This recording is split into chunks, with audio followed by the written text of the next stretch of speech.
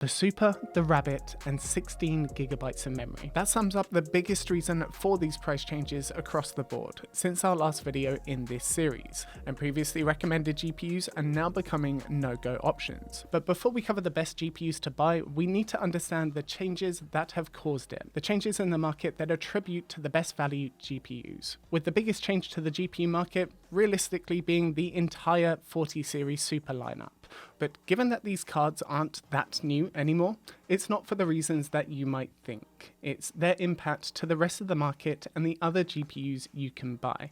At roughly the same time, AMD released the 16GB 7600 XT and the 7900 Golden Rabbit Edition, a previously China-only exclusive. While some of these cards are interesting in their own right, it's the more recent price shuffling that's far more interesting. It's the interesting part of the story. The 4080 Super came in $200 cheaper than the 4080, with slightly more performance, and even to this day, tends to be about $100 cheaper than the 4080's updated pricing. So the 4080 Super is a super no-brainer. Goodbye 4080. However, the 4070 Ti versus Ti Super situation gets a bit more complicated. The Ti Super was released with the same MSRP of $800, which sounds great, especially as you do get a performance bump and finally 16GB of memory on a card that realistically should have had it to begin with. But that caused the 4070 Ti to drop in price by $80 to $120 less over the last couple months, which becomes a much tougher call to make. I mean, $100 is $100, but 16GB of memory will be relevant for longer than 12. So it'll be interesting to see which one does offer the better value. But out of the entire Super refresh, the 4070 Super versus 4070 had the biggest improvement by about 20% for the same price. Well, about 10% more price, as 4070s have been around the $520 mark for some time now, and the cheapest Supers are around 4% less than MSRP. But still, 10% more cost for 20% more performance. If you were already eyeing the 4070, the Super is a very welcome replacement.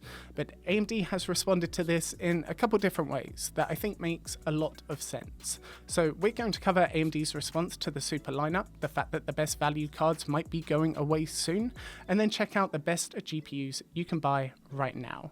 Which ones have the best value, which ones should be avoided, and I hope you didn't buy, and who should be upgrading to something with a bit more power. You know, because every game is trying to make your GPU obsolete right now.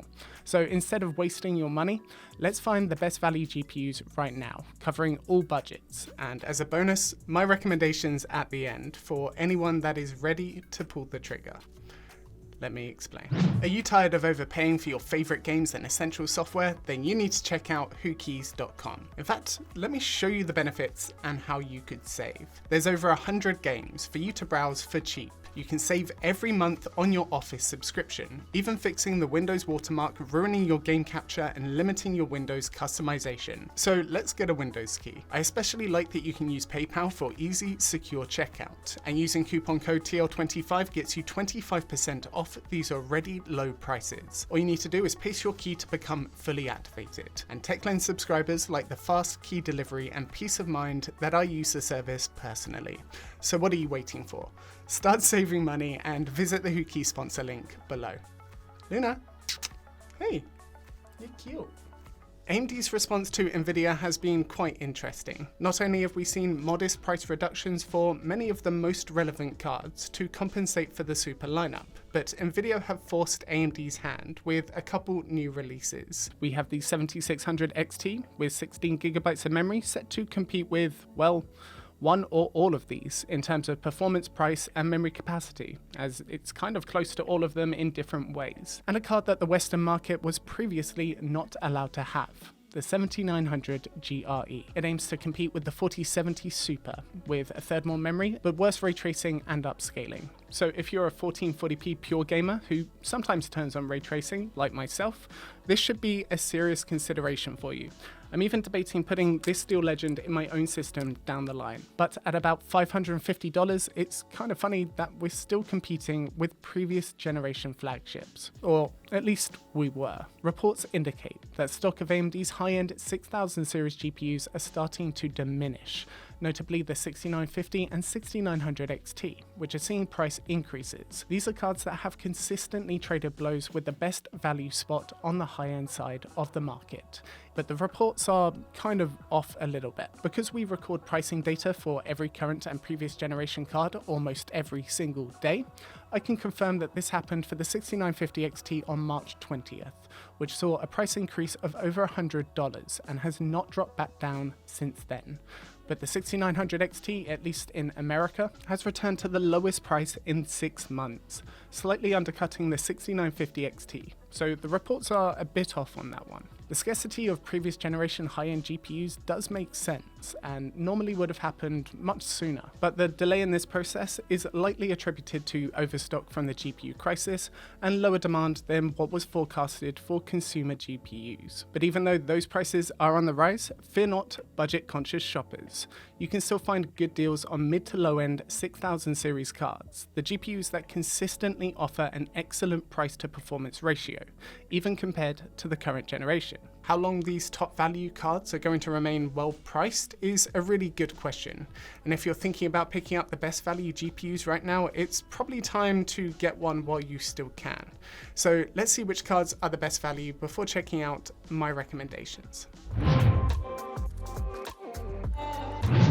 Here's a question. How many current and previous generation cards do you think are being sold brand new right now? 20, 30 seems like a lot?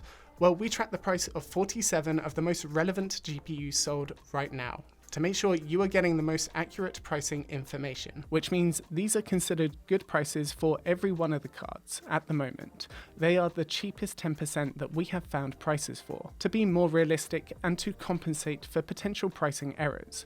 So if there's a card that you want right now and you can find it at this price or better, go ahead and grab it. And we have almost daily updated prices in the comment section below for you to check out. And you can see how we do our absolute best to make sure you are getting the cheapest prices below by watching this video. But although these are good prices for every single one of the cards, that doesn't mean that that card is a good price compared to something else you could buy. Because even though prices do change quite a bit, some of these cards just aren't worth considering based on historical price trends. The 4080, that is a no buy. Although the Super isn't that much of an improvement, it is still an improvement at a lower cost. So please do not buy the 4080 unless you were getting like a killer deal, which we have not seen. I'm also saying a hard no to the 3080 12GB, the 3080 Ti, the 3090 Ti, as they very clearly just don't make sense at this price, given the current generation. I'm not as firmly against the 3090 though, although it is still very high, but that's only because it's the cheapest 24GB Nvidia card for heavy content creation. It's actually what I swapped to in my main editing system back there, and has been perfect for that use case, though I definitely would have chosen something else if all that I was doing was gaming. But not the 6950 XT anymore. At $550, it was actually still really competitive and worth considering, but not at these higher prices, not higher than that. And the same goes for the 6900 and the 6800 XT. Not at these prices. But most other cards could be a consideration, based on factors like normal smaller price changes, as well as memory features and performance differences. Speaking of performance, we're doing things a bit differently in this video, but the person that's going to benefit the most is you, and my cat, actually.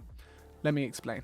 Firstly, my performance data. It honestly could use an update at this point, especially with ongoing driver optimizations improving the performance of cards over time, sometimes by a significant amount. But running this number of cards through that many benchmarks takes an obscene amount of time, and it's only really a ballpark number based on an aggregate of games. Like, if you're playing Cyberpunk, expect less. But if you're playing Fortnite, expect higher FPS, quite a bit higher actually. But for everyone curious, these are the cost per frame figures based on that data, and up-to-date prices, though not directly comparable with my newer benchmark runs. So instead of just using my figures, we have now collected benchmark results from many reviewers and hundreds of benchmarks. Credit to every single reviewer in the description, because this is far more than any one person could produce themselves, meaning the data in this video will come from the largest amount of tests you will see, and I can add my data to this, confirming the results, which I can now do in the evening while spending as much time as possible with Luna the Fluff Monster. She is the best. And it's all thanks to this contraption. I think you'll like it. These are the components for my DIY remote bencher that will allow me to run benchmarks on an entirely different floor to the test bench, while also recording screen capture without destroying the integrity of the benchmark by remotely logging in, for example, which would consume CPU resources. Then with this optical HDMI and USB cable, we can head upstairs to the living room, plug it in and run benchmarks in the evening while chilling with the SO, or even play some zero latency couch gaming, which I think is pretty cool.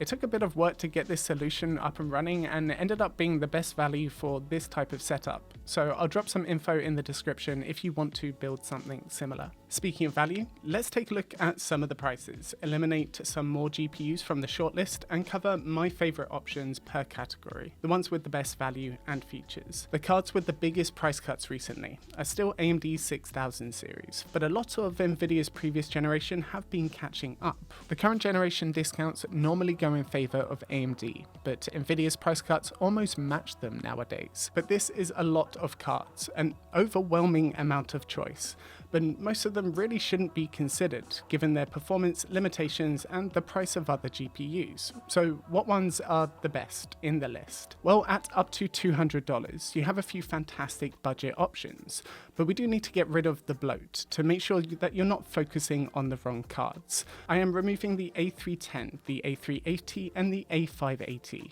unless you need a cheap card with AV1 encoding or something niche that you will specifically know about, because given historical prices, they just don't make sense for most people. This is also true with the 6500 XT and below, which is the exact reason why we don't even bother tracking prices for some of them, which gives us this short list. All of them have 8GB of memory, and most of them are still considered good 1080p gaming cards. But even though Intel's performance and stability has been improving, the A750 just won't be as stable in as many games compared to the AMD or Nvidia cards, which means if you don't want to tinker, if you don't care about supporting a third player, go AMD. Because at this price range, there's just nothing I feel comfortable recommending from Nvidia compared to these options, unless you specifically need it for non-gaming tasks, because the 3050 is significantly weaker than AMD's offerings in rasterized games. Even the 6600 is about 20 to 30% faster and costs 5% less. And no, Nvidia's better ray tracing performance actually means nothing in the budget segment. None of these cards are of the caliber required for a good ray tracing experience. The 6650 XT comes out as the winner for best value card right now, out of everything that we cover. If you can find it at the same price as a 6600 XT or better, there's about a 5% performance difference between the two. But the 6600 is very close in terms of price to performance if you're on a budget. But if you're not on a really tight budget and can afford to spend a bit more on a better experience, let's have a look at the next jump up to $400, which unlocks some more Nvidia options and their current generation cards that have now become better value than the discounted previous generation, which only took most of their life cycle, meaning that anything RTX 3000 here that's not the 12GB 3060 shouldn't be considered at these prices, especially considering their reduced power efficiency, as well as the fact that you also lose newer Nvidia features. I am keeping that specific 3060 though, as something to consider, because even though it now has the worst price to performance ratio on this shortlist, it's not by much, and 12GB can make it an excellent non-gaming card on a budget. Memory capacity and CUDA support at this price range is really what redeems it.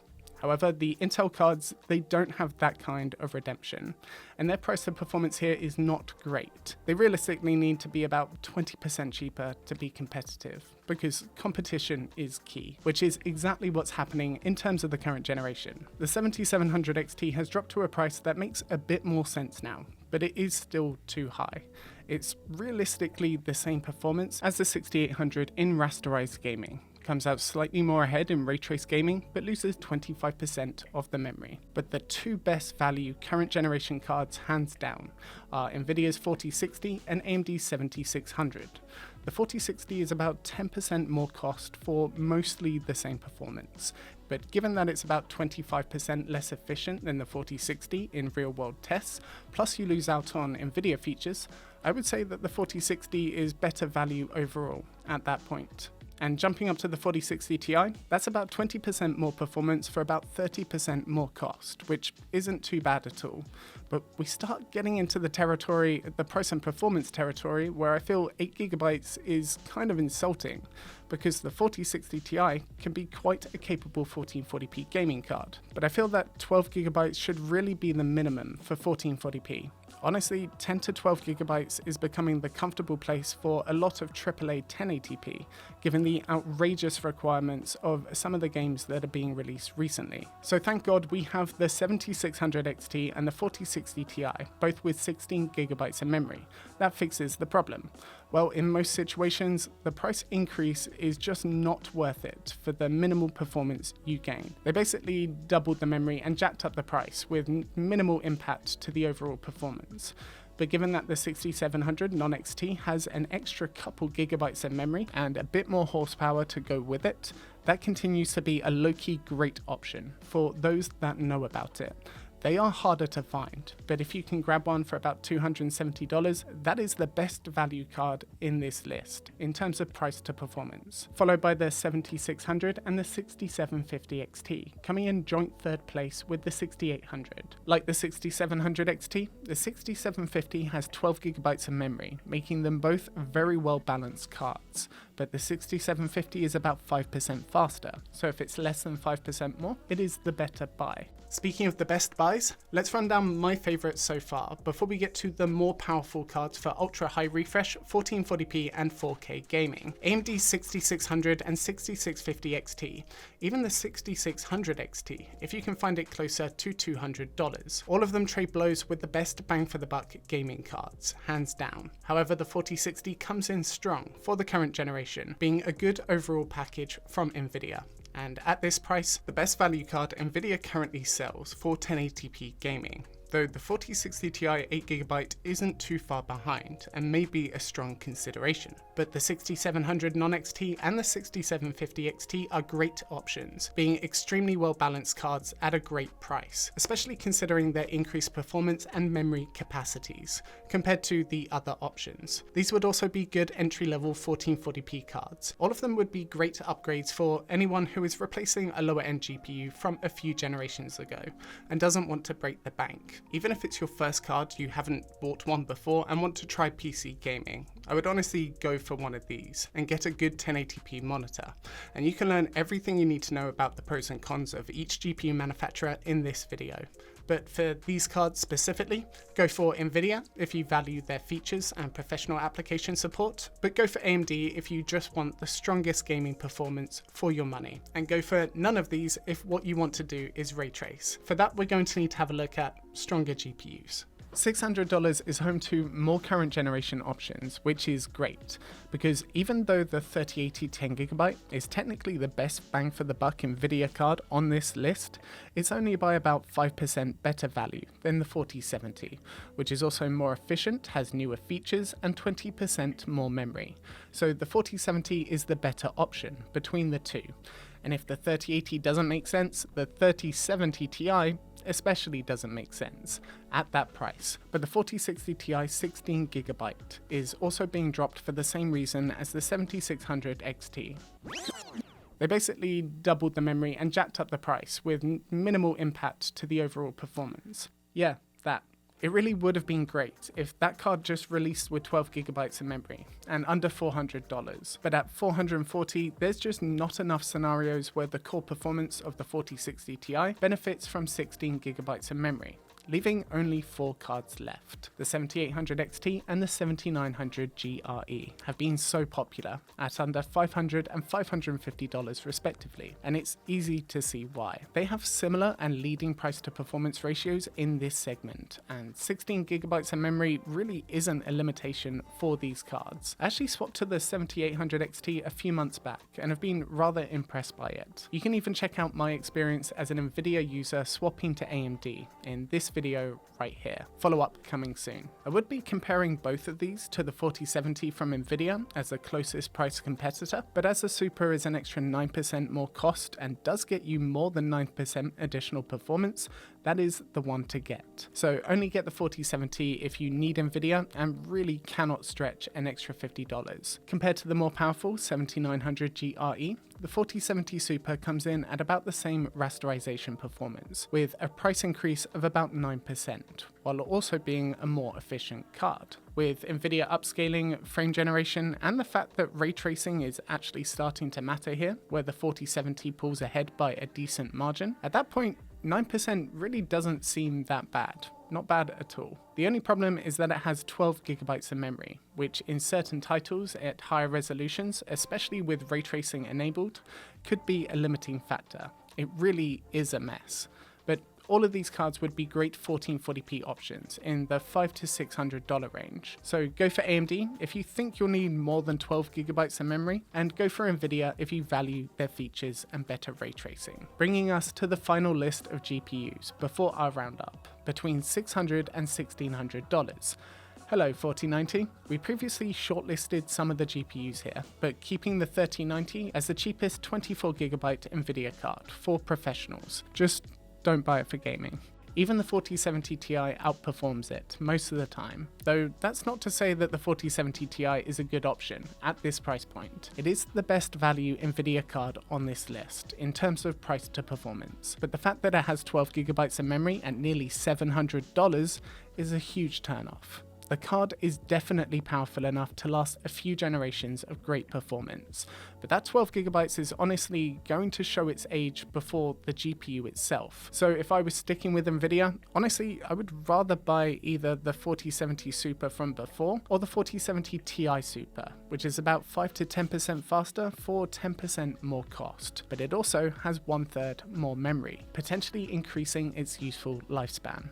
Between the Ti Super and the 7900 XT, it's a bit of a toss-up here, but not really. The XT does outperform the Ti Super in nearly every game, plus comes with a comfortable 20GB of memory, while the Ti Super costs nearly 10% more. But the things that you'll be giving up are better professional application support, a slightly more efficient card, a better upscaler, Nvidia's frame gen tech, and you'll also be losing about 15 to 20% in ray tracing games. So the 7900 XT wins at pure gaming, but the 4070 Ti Super wins for everything else, and it's the exact same pattern as you go up the stack. The 7900 XTX pulls ahead of the 4080 Super in memory capacity and rasterized gaming price to performance, which is what you'll likely be doing the most, but loses in ray tracing efficiency and additional features, with the 4090, well, let's face it, absolutely dominating everything, if cost is no concern. Which means we get to add some more GPUs to my favorite list,